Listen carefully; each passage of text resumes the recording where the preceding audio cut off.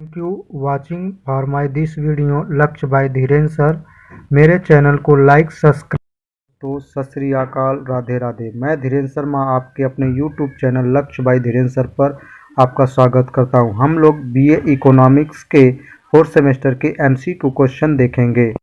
नमस्कार दोस्तों, सत श्री अकाल, राधे राधे। मैं धीरेन्द्र शर्मा आपके अपने यूट्यूब चैनल लक्ष्य बाय धीरेन्द्र सर पर आपका स्वागत करता हूं। जैसा आप लोग जानते हैं, हम लोग इकोनॉमिक्स बीए 4th सेमेस्टर के एमसीक्यू क्वेश्चन को देख रहे हैं, जिसमें से आज से 4 से 5 प्रश्न बनने की संभावना बहुत जरूरी संभवतः हो सकती है, क्योंकि आज के जो प्रश्न है वो बेहद इम्पोर्टेंट प्रश्न है। इसमें से 5 से 6 प्रश्न से ज़्यादा ही प्रश्न आपके 75 क्वेश्चन में से पूछे जाएंगे। जिसमें पहला प्रश्न है आपका, मुद्रा की पूर्ति के समय जमाओं को शामिल किया गया है। तो मुद्रा की पूर्ति के समय जो जमाओं को शामिल किया गया है उस शिकागो संप्रदाय दृष्टिकोण से शामिल किया गया था। तो इसका विकल्प नंबर पहला सही होगा। दूसरा प्रश्न है आपका, उच्च शक्ति मुद्रा के संगठक है। तो उच्च शक्ति मुद्रा को कैपिटल एम से प्रदर्शित किया जाता है, जिसमें जो आपका विकल्प नंबर सही होगा दूसरे का 3 C+R+OD, जिसमें सी का अर्थ होता है चलन में करेंसी की मात्रा। ध्यान से सुनकर लिख लीजिएगा आप लोग। सी का अर्थ होता है चलन में करेंसी की मात्रा, डी का अर्थ होता है कुल जमा राशि, तथा आर का अर्थ होता है बैंकों की केंद्रीय बैंक के पास रक्षित निधियों को व्यक्त करता है। तो अर्थात इसका विकल्प नंबर दूसरे का तीसरा सही होगा, C+R+OD। सी चलन में करेंसी की मात्रा, डी कुल जमा राशि, आर बैंकों की केंद्रीय बैंक के पास सुरक्षित निधियों को व्यक्त करता है। अगला प्रश्न है आपका, मुद्रा गुणक। मुद्रा गुणक यहाँ पर स्मॉल लिख दिया हमने, लेकिन इसका कैपिटल होगा। मुद्रा गुणक स्मॉल एम से व्यक्त करते हैं। मुद्रा गुणक एम का मूल्य होता है। तो मुद्रा गुणक एम बराबर होता है स्मॉल एम बराबर कैपिटल एम बटे एच, जिसमें स्मॉल एम का मतलब होता है मुद्रा गुणक, एम का अर्थ होता है आपका मुद्रा का स्टॉक, और एच का होता है शक्तिशाली मुद्रा। फिर से ध्यान से सुन लीजिए। स्मॉल एम का अर्थ होता है मुद्रा का गुणक, कैपिटल एम का अर्थ होता है आपका मुद्रा का स्टॉक, और एच का अर्थ होता है शक्तिशाली मुद्रा। अर्थात तीसरे का विकल्प नंबर 3 सही होगा। अगला प्रश्न है आपका, अल्पकालीन ऋण के लिए बाजार को क्या कहा जाता है। तो अल्पकालीन ऋण के लिए जो बाजार को कहा जाता है उसे मुद्रा बाजार कहते हैं, और दीर्घकालीन जो बाजार होता है उसे पूंजी बाजार कहा जाता है। तो अगर दीर्घकालीन के लिए आ जाए तो पूंजी बाजार, और अल्पकालीन के लिए आ जाए तो मुद्रा बाजार। अर्थात चौथे का विकल्प नंबर 2 सही होगा। पांचवा प्रश्न है आपका, वाणिज्य बैंकों को उनके SLR की अपेक्षाओं को पूरा करने में सहायक बाजार को क्या कहते हैं। तो आपका अल्प सूचना साख बाजार कहा जाता है। इसका विकल्प नंबर 5 में का 3 सही होगा। अगला प्रश्न है आपका, भारत में वाणिज्य पत्र की शुरुआत कब की गई थी। तो भारत में वाणिज्य पत्र की शुरुआत 1950 में की गई थी। यह फैक्ट क्वेश्चन है, तो इसका विकल्प नंबर 6वें का 3 सही होगा। अगला प्रश्न है आपका, निम्नलिखित में से पूंजी बाजार का अंग नहीं है। तो पूंजी बाजार के जो अंग होते हैं, नया निर्गम बाजार होता है, पुराना पूंजी बाजार होता है, श्रेष्ठ प्रतिभूति बाजार होता है। तो ये तीनों होते हैं, परंतु वाणिज्य पत्र बाजार जो होता है वह पूंजी बाजार का अर्थ नहीं होता, बल्कि ये आपका मुद्रा बाजार का अंग होता है। यथा इस 7वें का विकल्प नंबर 4 सही होगा। 8वां प्रश्न है आपका, पुराने निर्गम बाजार को क्या कहा जाता है। तो पुराने निर्गम बाजार को स्टॉक एक्सचेंज कहा जाता है। अर्थात 8वें का विकल्प नंबर पहला सही होगा। 9वां प्रश्न है आपका, भारतवर्ष में पेपरलेस ट्रेडिंग शुरू हुई। तो भारत में पेपरलेस जो शुरू हुई थी वो NSDL की स्थापना से भी शुरू हुई थी, CDSL की स्थापना से शुरू हुई थी। अर्थात 9वें का विकल्प नंबर 3 सही होगा। अगला प्रश्न है आपका, निम्नलिखित में से कौन सा कथन गलत है। तो 3 आपके सही हैं और 1 आपका गलत है, उसी को आपको बताना है। ध्यान दीजिएगा, गलत में पूछा जा रहा है तो आप सही को आंसर मत कर दीजिएगा। तो इसका विकल्प नंबर 2, भारतवर्ष में पूंजी बाजार में पूंजी निर्गम नियंत्रण का नियंत्रण होता है। तो इसका 10वें का विकल्प नंबर 3 दूसरा सही है, बाकी शेष 3 सही है। अगला प्रश्न है आपका, विश्व के प्रत्येक देश की आर्थिक उन्नति तथा विकास किस बात पर निर्भर करता है?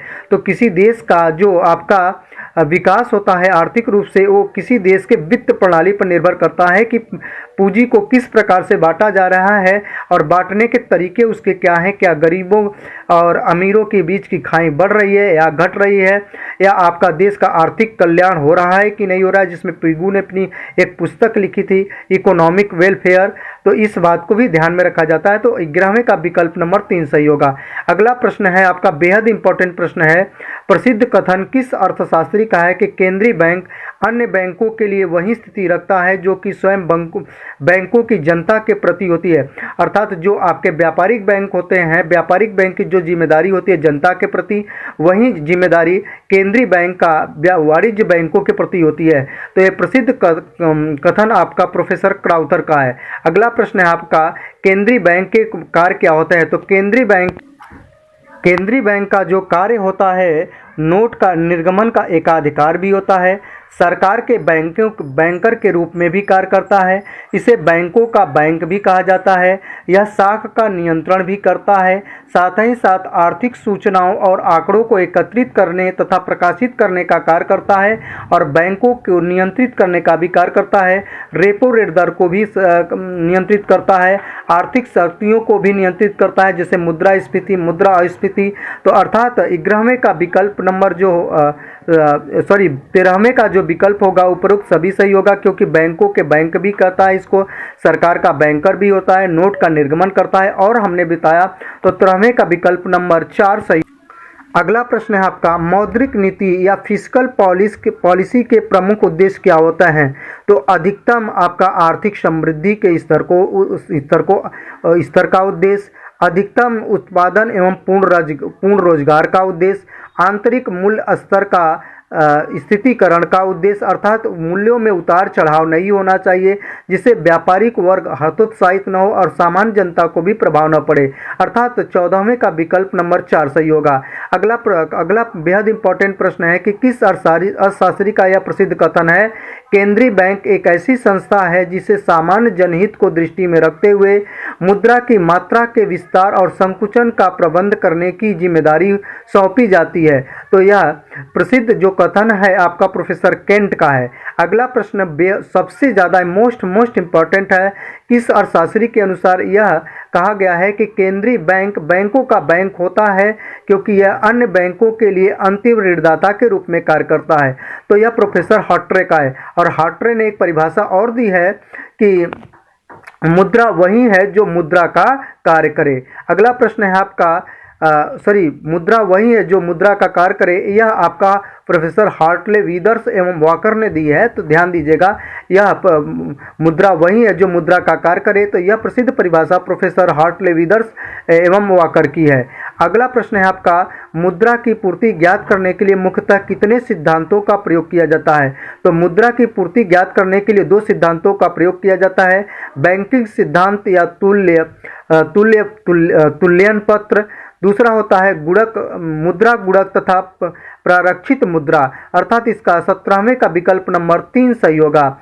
अगला प्रश्न है आपका बहुत इंपॉर्टेंट, यूरोपीय बैंकिंग पद्धति पर आधारित भारत का प्रथम बैंक कौन सा था? तो यूरोपीय पद्धति पर जो भारत में पहली बार आपसे बैंक खोला गया था, जो विदेशी पूंजी के सहयोग से खोला गया था, और यह किसके द्वारा खोला गया था? तो अलेक्जेंडर एंड कंपनी के द्वारा खोला गया था।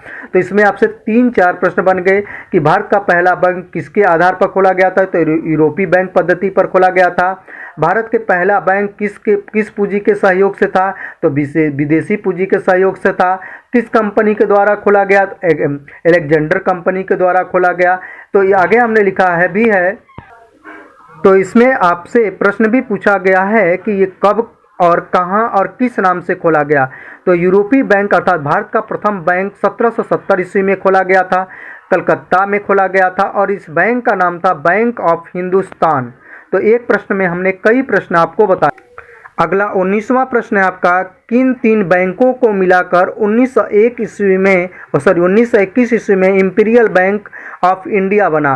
तो आपसे यह भी पूछा जा सकता है एक प्रश्न कि इंपीरियल बैंक ऑफ इंडिया की स्थापना कब हुई थी, तो 1921 ईस्वी में हुई थी। तो यह 3 बैंकों को मिलाकर बना था, जिसमें हमसे एक क्वेश्चन में कई क्वेश्चन आपको बता रहा हूं कि बैंक ऑफ बंगाल, तो आपसे यह भी पूछा जा सकता है बैंक ऑफ बंगाल की स्थापना कब हुई थी, 1806 में। बैंक ऑफ बॉम्बे 1840 ईस्वी में। बैंक ऑफ मद्रास 1843 ईस्वी में। तो इन तीनों बैंकों को मिलाकर 1921 ईस्वी में इंपीरियल बैंक ऑफ इंडिया खोला गया, अर्थात इसका विकल्प नंबर 4 सही होगा। अगला प्रश्न है आपका 20वां प्रश्न है आपका 1 जुलाई 1955 को इंपीरियल बैंक ऑफ इंडिया का राष्ट्रीयकरण करके इसका नाम कब रखा गया। तो एक प्रश्न यह भी पूछा जा सकता है आपसे कि इंपीरियल बैंक ऑफ इंडिया का राष्ट्रीयकरण कब किया गया। तो इसका पहला जवाब होगा 1 जुलाई 1955 को। तो इसका राष्ट्रीयकरण करके स्टेट बैंक ऑफ इंडिया नाम रख दिया गया, अर्थात इसका विकल्प नंबर 4 सही होगा। अगला प्रश्न है आपका वर्ष 1881 ईस्वी में स्थापित अवध कमर्शियल बैंक का नाम अवध कमर्शियल बैंक कौन सा बैंक था। तो आपसे यह भी पूछा जा सकता है कि अवध कमर्शियल बैंक की स्थापना कब हुई थी, 1821 ईस्वी में। यह आपका कमर्शियल बैंक जो था, आपका व्यापारिक बैंक, भारत का पहला आपका सीमित देयता के आधार पर था। तो पहला कमर्शियल बैंक नाम था जो, उसका नाम था अवध कमर्शियल बैंक। अगला प्रश्न है आपका पूर्ण रूप से भारत का कौन सा, तो जो भारत जो आज़ाद हुआ था उसका पूर्ण रूप से जो पहला बैंक पूर्ण रूप से स्वतंत्र भारत का पूर्ण रूप से भारतीय बैंक जो था वो पंजाब नेशनल बैंक हुआ। तो यह भी प्रश्न आप याद रखिएगा। आगे हम बताएं, आगे के वीडियो में आप देख लेंगे कि किस बैंक की स्थापना कब हुई थी और कौन कौन से बैंक हैं आपके। आज के लिए धन्यवाद। आप देखते रहिए लक्ष्य बाय धीरेन्द्र सर। मेरे चैनल को लाइक, सब्सक्राइब एंड शेयर कीजिए। Thank you watching for my this video लक्ष्य बाय धीरेन्द्र सर। मेरे चैनल को लाइक, सब्सक्राइब। सत श्री अकाल, राधे राधे। मैं धीरेन्द्र शर्मा आपके अपने YouTube चैनल लक्ष्य बाय धीरेन्द्र सर पर आपका स्वागत करता हूं। हम लोग BA इकोनॉमिक्स के 4th सेमेस्टर के MCQ क्वेश्चन देखेंगे।